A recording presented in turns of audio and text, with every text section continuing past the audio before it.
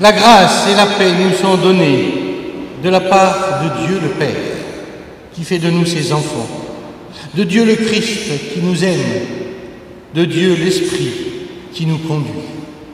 Amen. Je vous invite à prier. Seigneur, nous venons auprès de toi avec confiance et avec joie. Nous avons soif de ta parole. Nous avons faim de ta vie. Tu ne nous laisseras pas repartir le cœur vide. Nous le croyons à cause de Jésus-Christ, notre Seigneur. Amen. Et je vous invite à chanter le Seigneur avec le premier héros.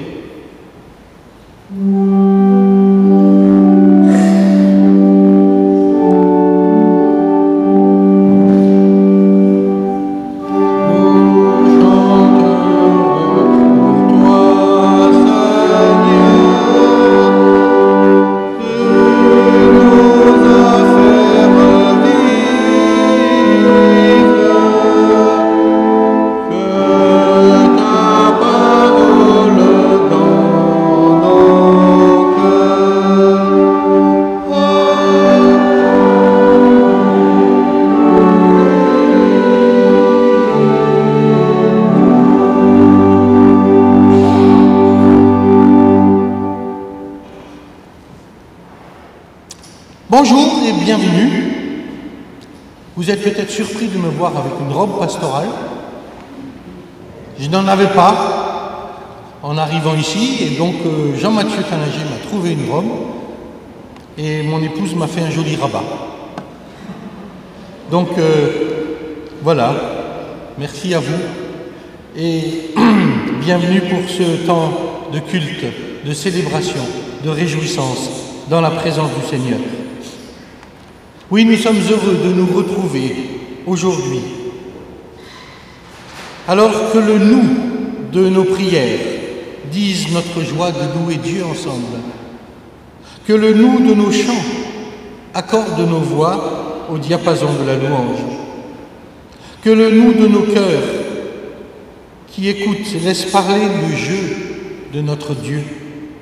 Aujourd'hui, nous sommes venus nous rassembler, confiants en sa promesse, interpellés par les paroles qui lui rendent témoignage. Eh bien, rendons aussi témoignage en chantant le premier cantique, le numéro 41-17, « Les cieux et la terre célèbrent en chœur la gloire du Père ». Je vous propose de vous lever pour le chanter.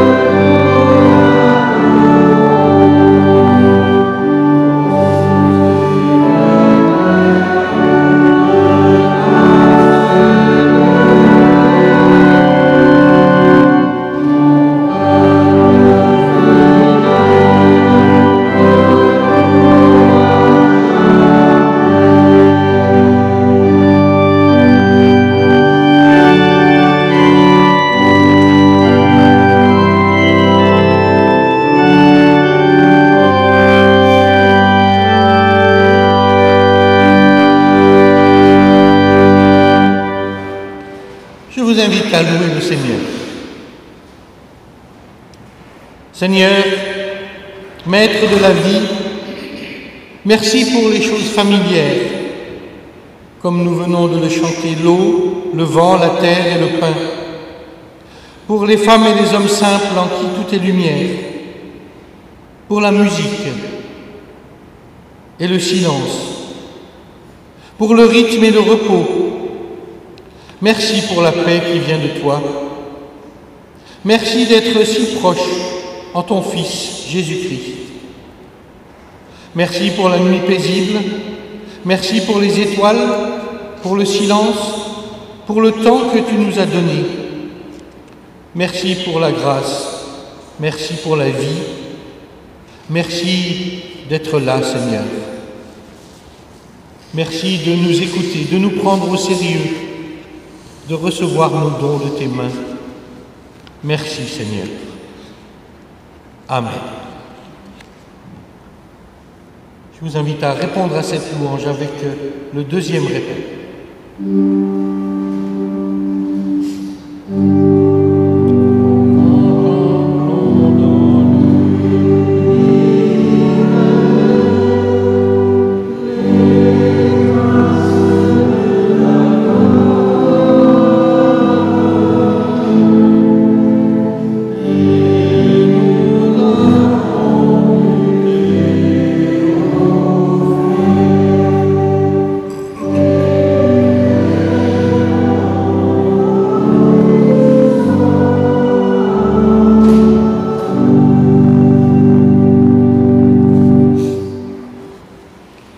Je vous invite à la prière en confessant nos péchés. Seigneur, le monde n'est pas très joli, notre monde. Ce monde que tu nous as donné à faire. Les hommes ont faim, de pain sûrement, mais aussi de tendresse, d'estime, d'amour. Les femmes et les hommes meurent parce qu'ils n'ont pas de raison de vivre. Les hommes et les femmes meurent faute d'espérance. Ce n'est pas de l'or et de l'argent qu'ils attendent de nous, mais ils veulent que nous leur disions qui ils sont, d'où ils viennent, pourquoi ils vivent et où ils vont. Ils veulent entendre de nous que leur vie est utile, que toute vie vaut la peine d'être vécue. Seigneur, je voudrais dire à tout homme, à toute femme, aux paralysés, à l'humilié, aux boiteux, aux meurtris. Au nom de Jésus-Christ, lève-toi. Au nom de Jésus-Christ, recommence à vivre, à croire, à espérer. Marche, gambade, tu peux danser de joie. Je voudrais, Seigneur, redonner leur force aux mains fatiguées et leur fermeté aux genoux qui chancellent. Je voudrais dire au cœur bouleversé de reprendre courage. Je voudrais le faire en ton nom. J'aurais envie de partager cette espérance qui est la nôtre. Je voudrais lutter avec tous mes frères et mes sœurs, les femmes et les hommes, pour que le désert de ce monde redevienne un verger et que sur la terre, les humains, on puisse voir la tendresse de Dieu. Je le voudrais. Mais pourquoi est-ce que je ne le fais pas? Nous pourrions faire des choses plus grandes que toi, avec un peu d'imagination et un peu d'audace. Mais j'ai peur, peur de lutter, peur de me donner, peur de me perdre. Pardonne-moi, Seigneur. Réveille-moi, Seigneur, bouscule-moi, donne-moi ton esprit et qu'il me prenne tout entier. Amen.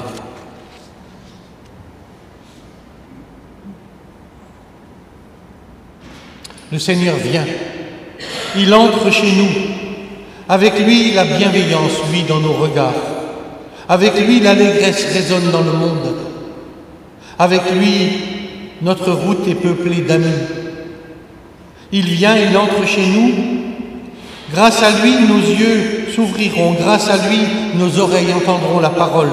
Grâce à lui, notre cœur sera en fête. Il vient, il entre chez nous. C'est lui le Seigneur qui bouscule nos habitudes. C'est lui le Seigneur qui balaie nos idées fausses. C'est lui le Seigneur qui pardonne nos péchés. Amen.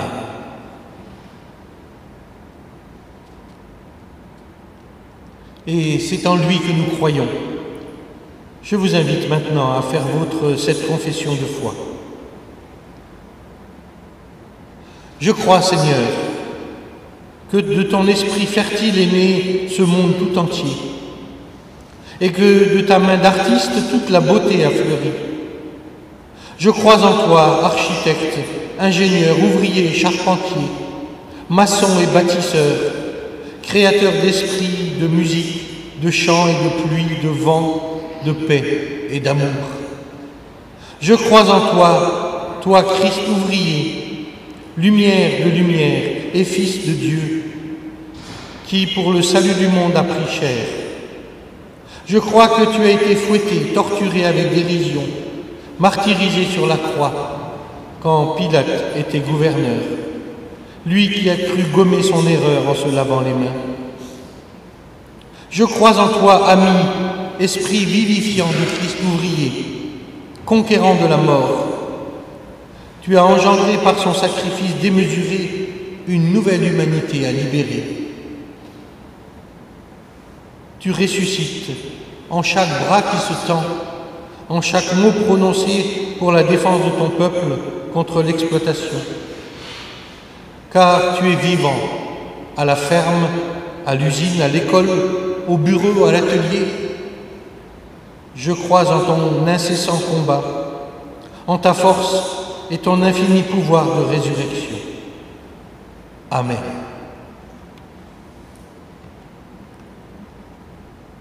Oui, la merveille est sous nos yeux. C'est ce que je vous invite à chanter avec le troisième répit.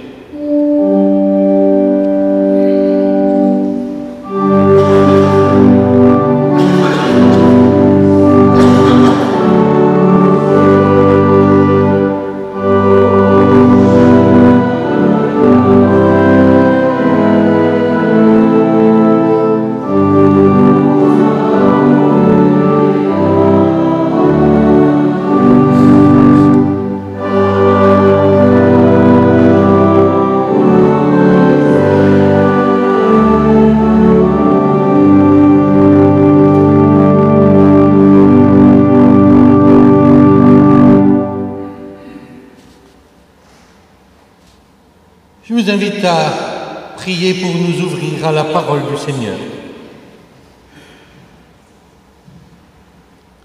Toi, qui es le Dieu d'Abraham, le Dieu d'Isaac et le Dieu de Jacob, toi qui es le Dieu de Jésus-Christ, toi qui es le Dieu d'hommes et de femmes que nous avons rencontrés et dont nous admirons la foi, toi qui es notre Dieu, nous te prions.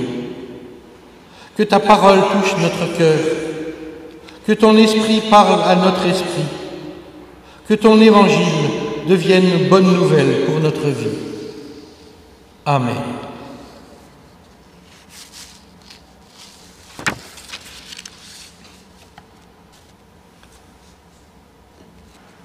Et je vous invite à entendre deux textes. Le premier dans la lettre de Paul aux chrétiens de la ville de Rome, au chapitre 14, les versets 7 à 13. Nul de nous ne vit pour lui-même, et nul ne meurt pour lui-même. Car si nous vivons pour le Seigneur, et si nous mourrons pour le Seigneur. Soit que nous vivions, soit que nous mourions, nous sommes au Seigneur. Car Christ est mort, et il est revenu à la vie pour être le Seigneur des morts et des vivants.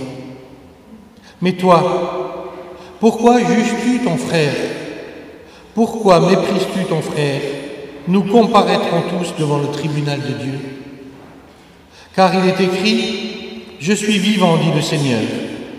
Tout genou fléchira devant moi, et toute langue donnera gloire à Dieu. » Ainsi, chacun de nous rendra compte à Dieu pour lui-même.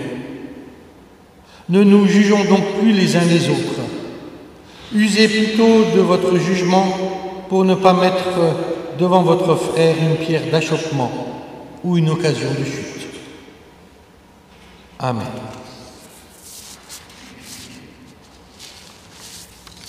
Le second texte, je vous le propose, selon la liste de nos églises, dans l'Évangile selon Matthieu, au chapitre 25, les versets 31 à 46.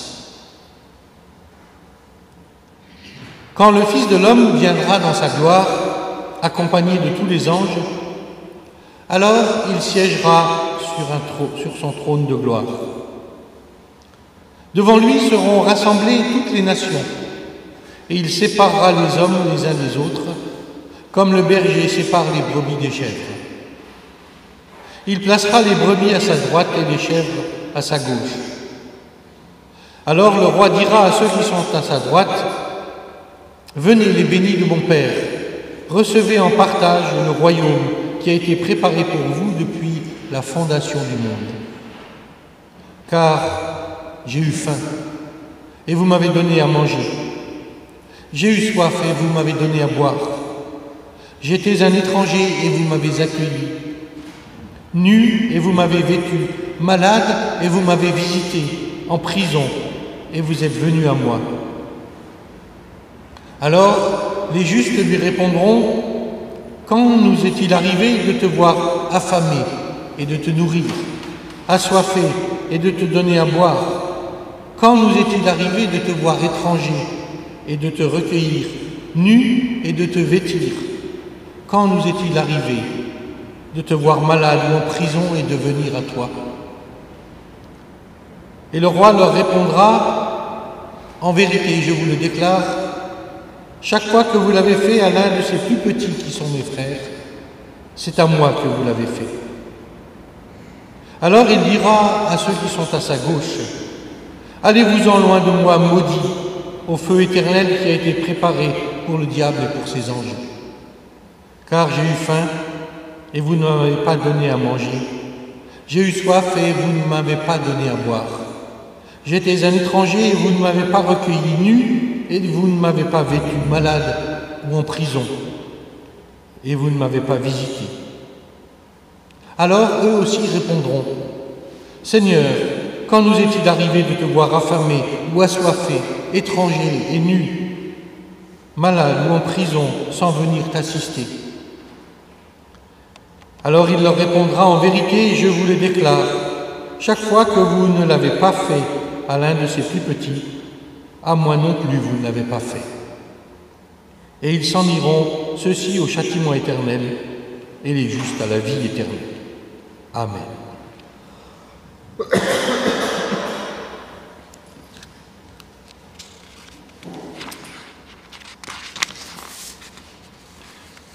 Avant d'entendre un troisième texte dans l'Évangile selon Luc, je vous invite à chanter le cantique suivant. Le 35-20, Dieu qui nous appelle à vivre. Et je vous propose de vous lever pour le chanter.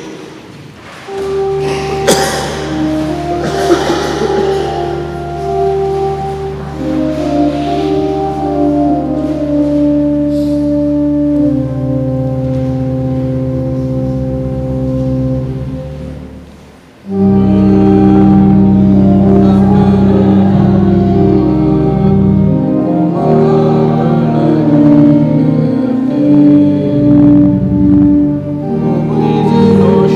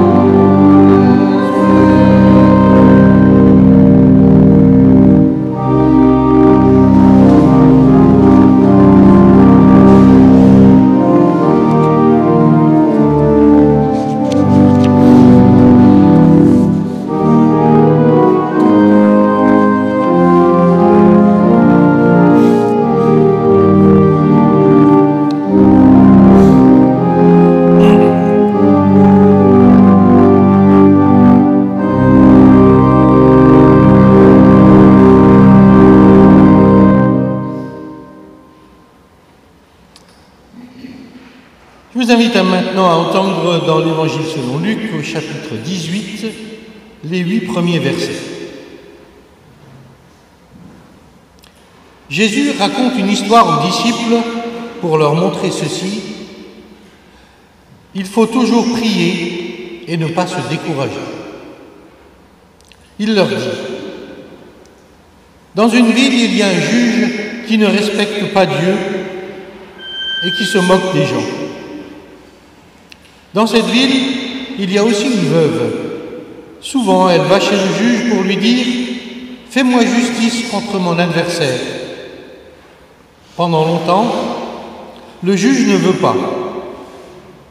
Ensuite, il se dit « Je ne respecte pas Dieu et je me moque des gens, mais cette veuve me fatigue. C'est pourquoi je vais lui faire justice. Alors, elle ne viendra plus m'ennuyer sans arrêt. » Le Seigneur ajoute « Écoutez bien ce qu'il dit, ce mauvais juge. Eh bien, est-ce que Dieu ne va pas faire justice à ses amis qui crient vers lui jour et nuit? Est-ce qu'il les fait attendre? Je vous le dis, il va leur faire justice bien vite. Mais quand le Fils de l'homme viendra, est-ce qu'il trouvera des croyants sur la terre? »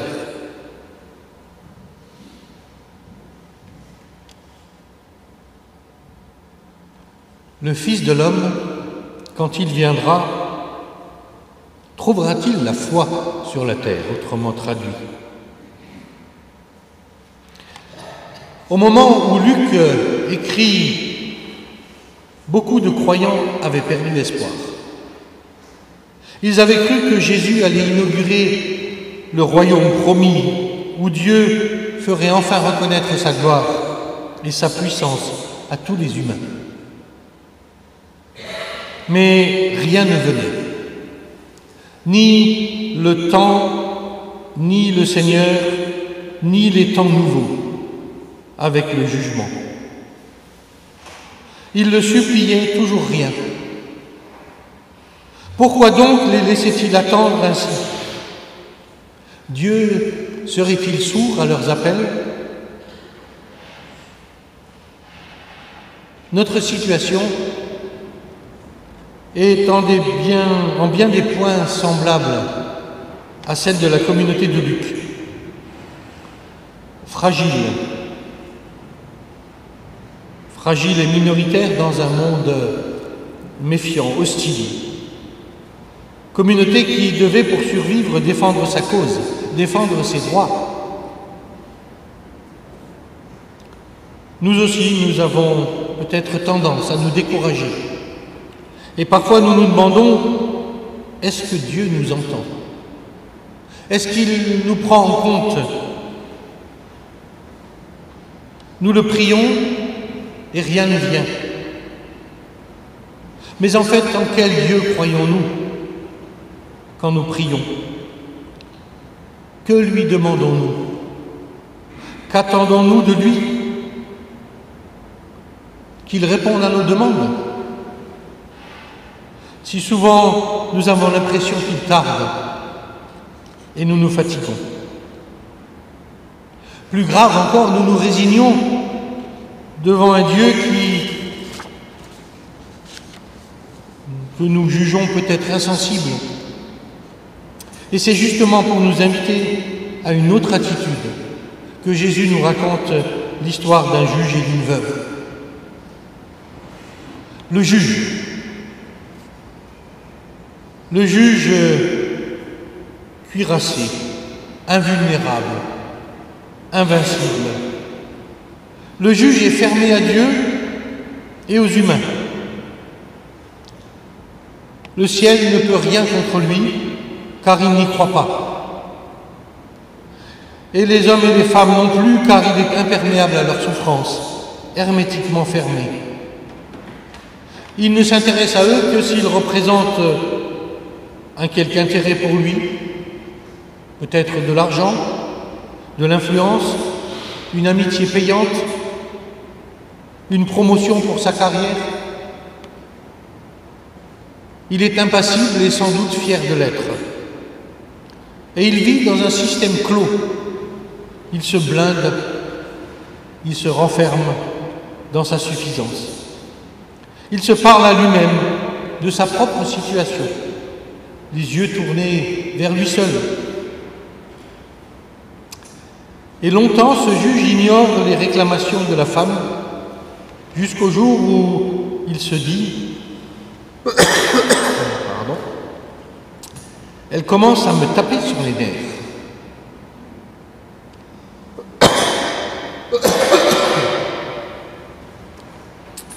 Et si je la laisse faire, son comportement va me poser des marques bleues sous les yeux, nous dit le texte grec. Des marques bleues sous les yeux, autrement dit, je vais avoir les yeux cernés, voire même les yeux au beurre noir. Elle est en train de me casser la tête avec son insistance. Je ne crains pas Dieu et je me moque des hommes, mais je me soucie de moi-même. Voilà ce qu'il se dit. Et si je ne mets pas un frein à ses activités, elle va venir et elle va finir par avoir ma peau et me rendre fou. Il faut donc que je me débarrasse d'elle. Je vais lui accorder ce qu'elle demande, la manière la plus simple.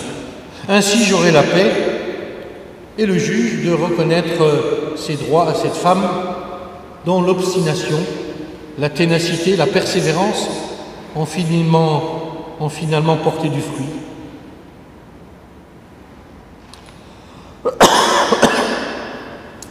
La veuve.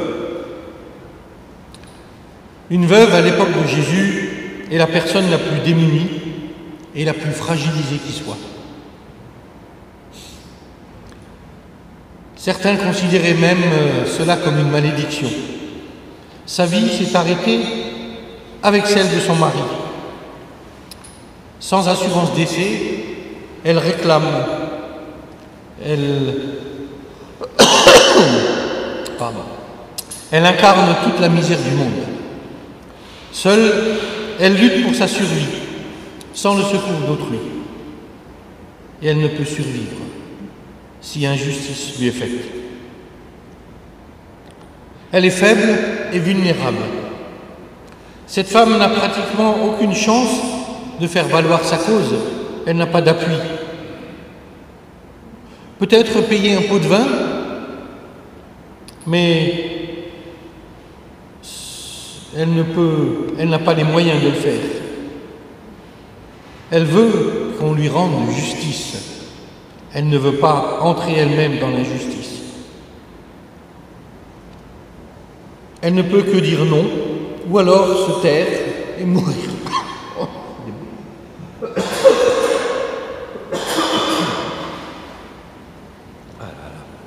Ça va passer. Or, la veuve de la parabole refuse de se taire. Sans argent, sans pouvoir, elle ne peut rien si ce n'est miser sur ce qu'elle possède de déterminant et de capital. La ténacité de ceux qui n'ont plus rien à perdre. L'obstination. Cette obstination pleine d'espérance. Dans sa détermination non violente, elle refuse la passivité. Elle refuse l'injustice et elle proteste. Elle refuse de se résigner face à l'injustice de sa situation. Par son combat, insistant, obstiné, incessant, elle ouvre une brèche dans le personnage du juge. Elle perce sa cuirasse à son point le plus faible, à savoir l'égoïsme qui ne supporte pas d'être dérangé. Et elle obtient gain de cause.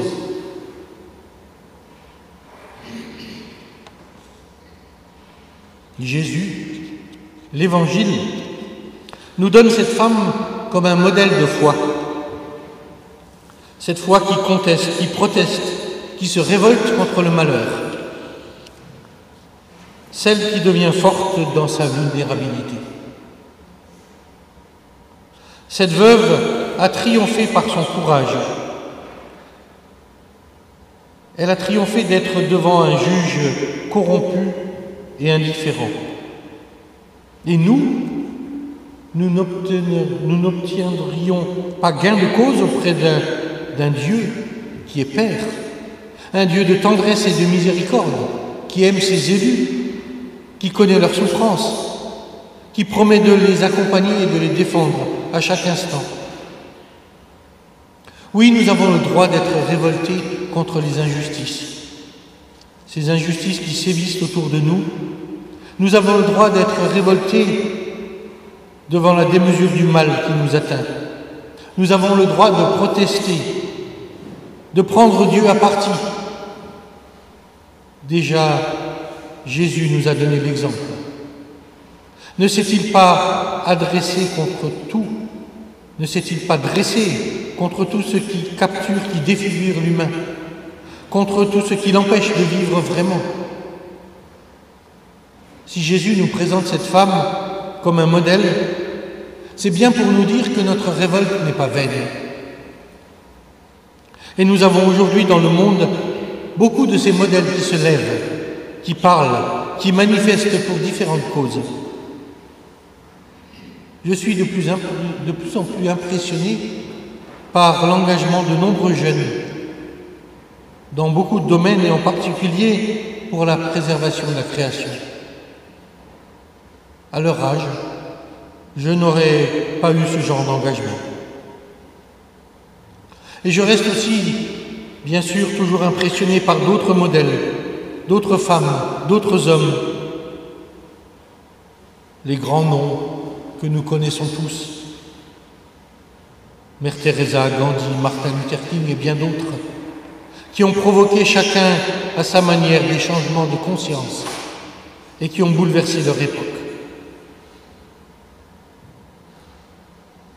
Mais en premier, Jésus est celui que j'essaye de suivre. Dans cette parabole, si Jésus met en contraste Dieu et le juge, c'est pour nous inviter à confier à Dieu nos amertumes, nos lourdeurs. Nous pouvons nous décharger sur lui de tous nos soucis. Nous ne pouvons pas rester passifs lorsque nous prions. La veuve est remarquable parce qu'elle y va toujours et encore. Elle fait entendre sa petite voix qui va devenir insoutenable pour le juge. Elle relève les manches, notre veuve, elle y croit, dure comme fer. N'est-ce pas un peu ce qui nous manque parfois? La constance dans nos projets, dans nos choix, dans nos combats. Je crois qu'avec le Christ, il nous est donné, je dirais même il nous est offert, de ne jamais désespérer. Même quand une situation semble sans issue, même quand la souffrance est de la partie, espérer contre toute espérance, croire quand tout paraît sans issue, croire en la victoire de la justice sur l'injustice, le triomphe de la réconciliation sur la déchirure, la victoire de la reconstruction sur l'échec. À l'image de cette veuve, avec nos envies d'un monde meilleur, avec nos envies d'un pays où chacun pourrait vivre en paix avec l'autre, nous pouvons nous engager. Par notre prière incessante, nous pouvons nous risquer à ouvrir des brèches sans jamais démissionner. À une époque où nous attendons tout de suite, cette parabole nous assure que même si Dieu ne nous répond pas dans l'immédiat, nous n'avons pas à perdre courage. Si notre cause est juste, nous obtiendrons une réponse. N'ayons donc pas peur de joindre nos mains sans jamais baisser les bras. Qu'adviendra-t-il de notre monde si la prière, la foi, l'espérance s'éteignent? Qu'adviendra-t-il si nous désertons notre foi en Dieu et en l'homme et si nous baissons les bras? Ayons donc du courage et de l'audace dans la prière. Notre obstination, notre persévérance, notre endurance, notre opiniâtreté rencontreront et feront fléchir celui dont nous pensions qu'il serait indifférent à notre sort. N'ayons pas peur de demander la réalisation de ses promesses. N'hésitons pas à interpeller Dieu sur les injustices que nous voyons autour de nous, que nous vivons nous-mêmes. N'hésitons pas même à l'importuner si nous avons l'impression qu'il n'entend pas. N'hésitons pas aussi à interpeller autour de nous les personnes en mesure de diminuer les injustices. N'hésitons pas à nous engager nous-mêmes pour plus de justice dans tous les domaines. Persévérons donc avec assurance dans nos combats. Nous avons devant nous un Père qui peut entendre même la violence de notre prière. Il est un Dieu de justice. Il connaît la détresse de ceux dont la cause semble perdue, de ceux qui sont malades des lois des séries, de ceux qui sont confrontés à la maladie et à la mort. Et à la différence du Dieu de l'Évangile, du juge de l'Évangile, Dieu n'est pas complice du mal. Alors, consentant à lâcher prise et laissons agir l'amour de Dieu, son amour de Père en nous.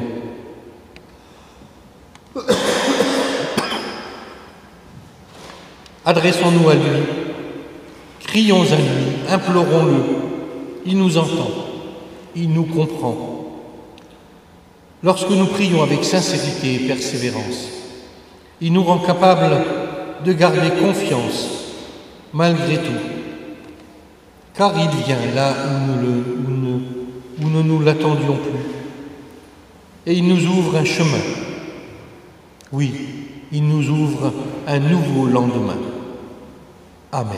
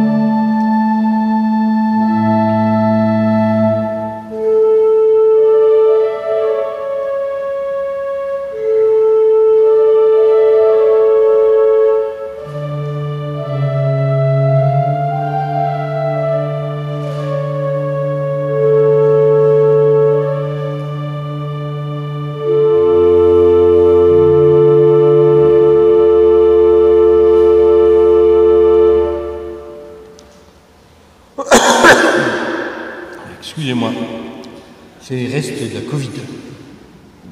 Et ça dure. Rassurez-vous, je ne suis plus contagieux. Quelques annonces maintenant sur les activités de la dynamique. Tout d'abord, la paroisse d'Ilzac propose des couronnes de l'Avent et il est encore possible d'en commander. Il y a une fiche d'inscription dans l'entrée ici de l'église.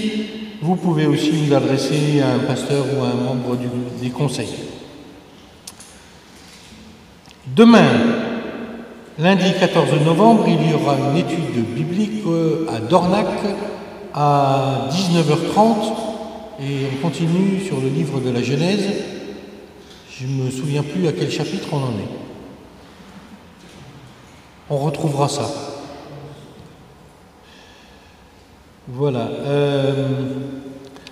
Vous trouverez à la sortie des affiches pour différents concerts de l'Avent.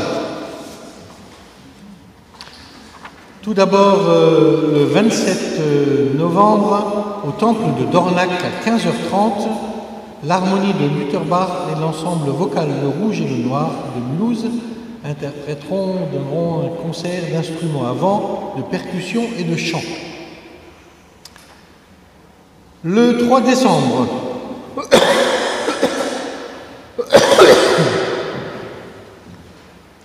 au Temple Saint-Jean à 16h, Caroline Fest et Claire Ledin vous proposeront une veillée musicale du temps de Noël. Toujours au Temple Saint-Jean à 16h, le 11 décembre, il y aura un chanteur qui s'appelle Kinan Alzouir, Quand on n'a que l'amour, c'est le titre de son spectacle. Et au Temple d'Ilzac, le 18 décembre à 16h, Fanny et Sarah chantent Noël. Voilà, vous trouverez ces affiches, vous pouvez en emmener et les disposer dans les magasins près de chez vous.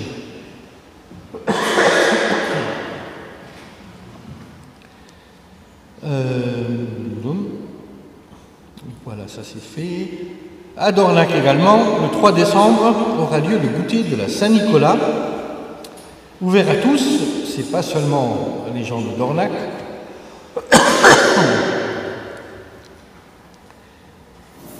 Et vous pouvez vous inscrire auprès des pasteurs ou des conseillers, aujourd'hui aussi à l'issue de ce culte.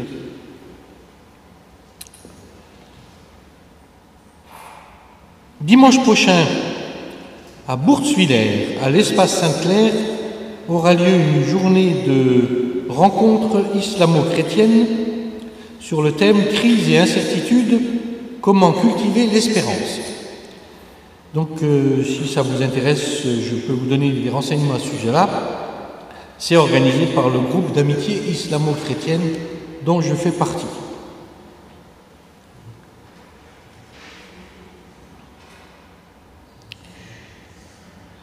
Il est aussi possible de s'inscrire sur un site internet maintenant pour les lectures occultes. Aujourd'hui, c'est moi qui ai tout lu et j'aurais dû partager les lectures avec les uns et les autres. Donc, si quelqu'un a envie de prendre la parole et de lire la parole, eh bien, vous pouvez vous adresser à moi à la sortie. Je prendrai vos coordonnées et puis on vous mettra dans la liste. Il est possible aussi de commander des pains quotidiens et l'almanach 2023, ainsi que Parole pour tous, pour l'année 2023.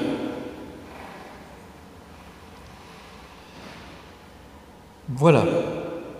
Vous trouverez dans le prochain ralliement, celui du mois de décembre, une annonce pour un goûter de Noël à Terre-Nouvelle. Pour l'instant, ce n'est pas confirmé encore. Donc, vous recevrez l'information au culte précédant cet événement, si ça a lieu ou non. Y a-t-il d'autres choses à partager ?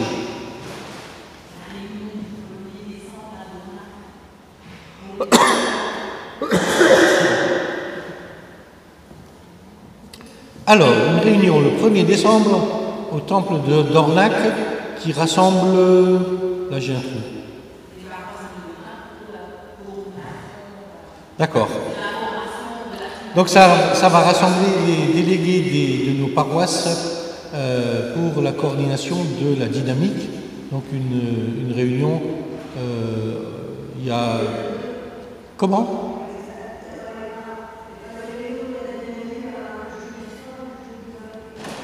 Ça aura lieu, non, c'est pas ça. Là. Le 1er décembre, c'est-à-dire un jeudi, effectivement, c'est les personnes dans nos conseils, dans tous nos conseils, il y a quelques personnes qui étaient désignées pour participer à la réflexion sur la dynamique.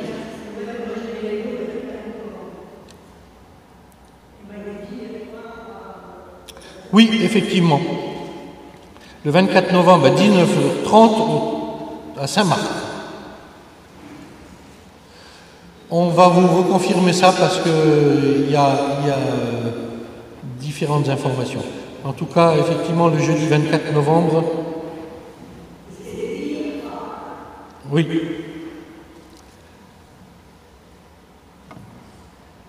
On reviendra là-dessus au prochain culte. Le 20, dimanche 20 novembre, culte ici à 10h et à Ilzac à 10h. Et on reconfirmera ces différentes dates à ce moment-là.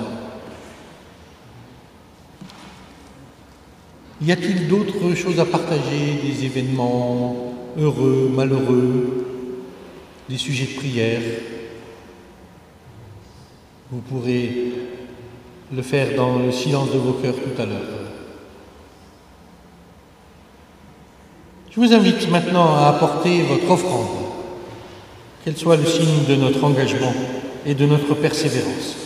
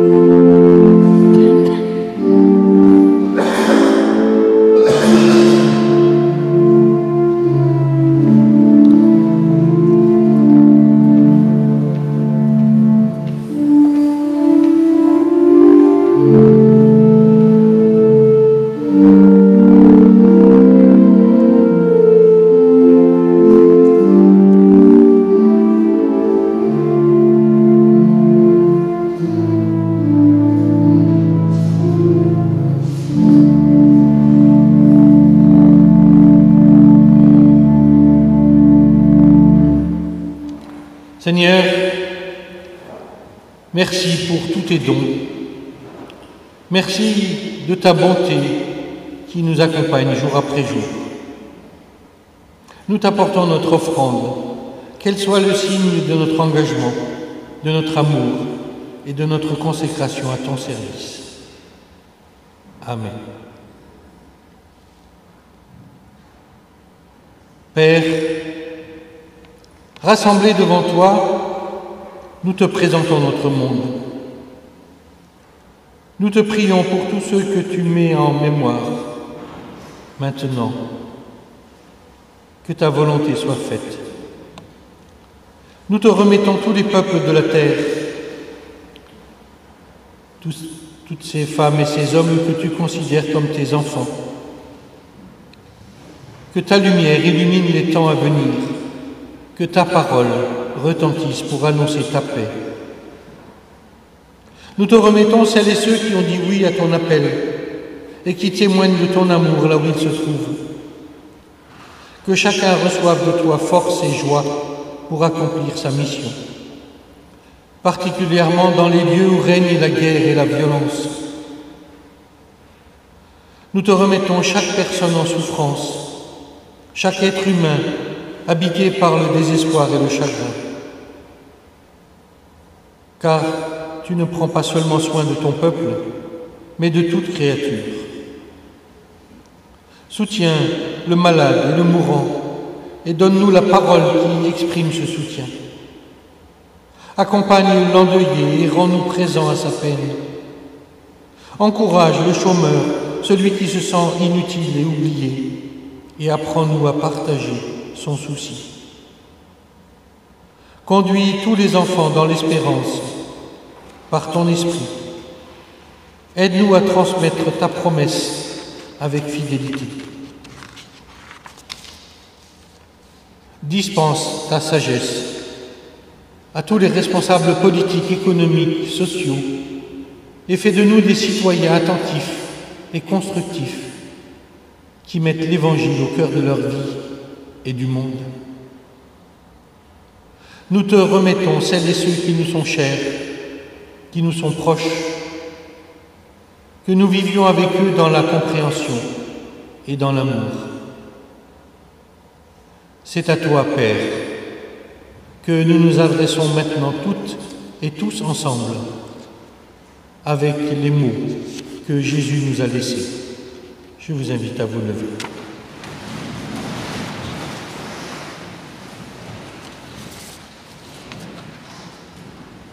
Notre Père, qui es aux cieux, que ton nom soit sanctifié, que ton règne vienne, que ta volonté soit faite sur la terre comme au ciel. Donne-nous aujourd'hui notre pain de ce jour. Pardonne-nous nos offenses, comme nous pardonnons aussi à ceux qui nous ont offensés. Ne nous laisse pas entrer en tentation, mais délivre-nous du mal, car c'est à toi qu'appartiennent le règne, la puissance et la gloire pour les siècles des siècles. Amen. Et je vous invite à chanter le numéro 5607 au dernier jour du grand retour.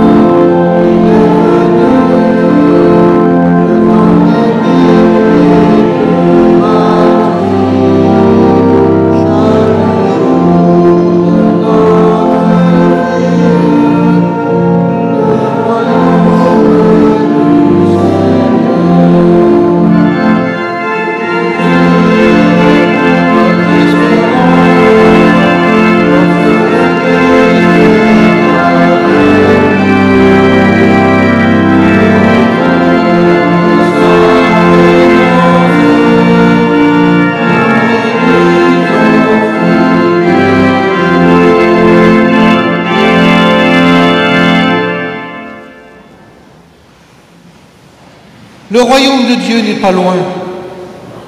Il est là, à portée de notre regard, de nos mains, de notre cœur. Il s'écrit avec les mots de l'Évangile, le pardon. Père, pardonne-leur. Le mot amour, aimez-vous les uns les autres comme je vous ai aimé. Le mot paix, que la paix soit avec vous. Que son pardon nous réjouisse, que son amour nous guérisse, que la paix de Dieu nous construise. Allons dans sa joie et dans sa paix. Amen.